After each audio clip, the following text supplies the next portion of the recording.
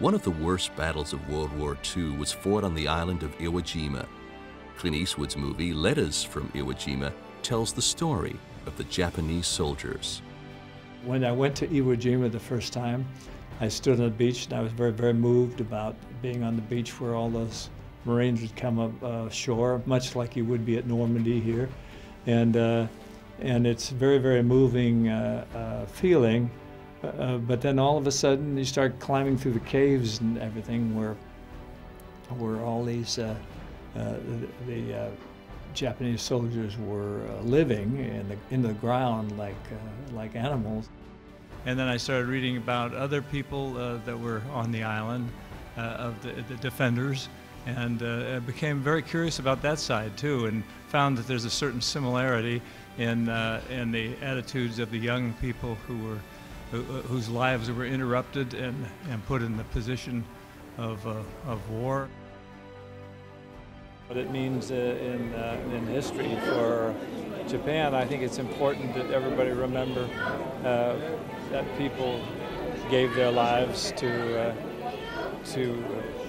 protect their country, whether they knew politically most of them were just young people who, on both sides, who didn't really know quite what was going on. They're just there, and it's one of those tragedies of life, because people in war are always the young people who risk their lives. Ken Watanabe played the role of General Tadamichi Kurabayashi.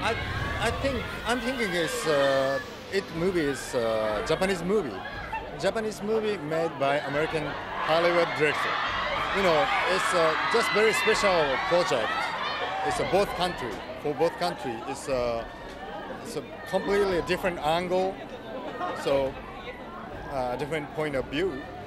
It's but we try to present about both war feeling. You know, it's a very mokuteki. It's a purpose. This purpose is very important for both countries, right? Eastwood was given special permission by the mayor of Tokyo to film on Iwo Jima.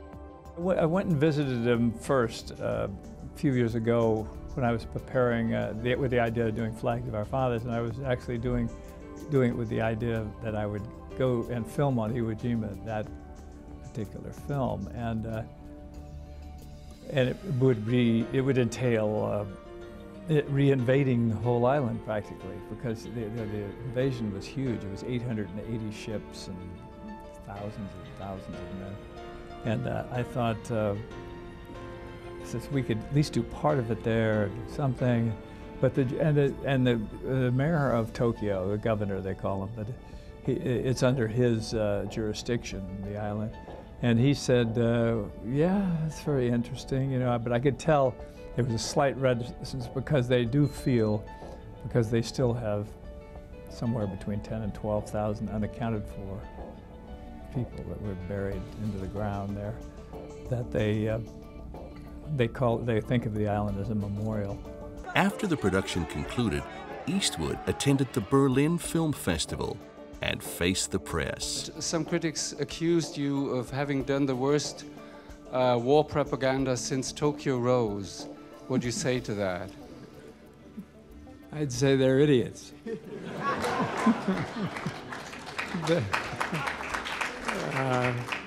I think, you know, probably that, I don't know who made a statement like that, probably somebody who hadn't seen the film, and that happens a lot. But the curious thing is, I was wondering what American veterans of the Battle of Iwo Jima would think of Letters from Iwo Jima, because most of them maybe had bad experience, or a lot of them probably had very bad experiences on that island, and whether they held any resentment or not. Clint clearly enjoyed the challenge of making a foreign language movie. If you learn something new, if you're doing subjects like we're talking about here that are different, cultures that are different, you get a chance to visit all kinds of things. It's the ultimate Walter Mitty life.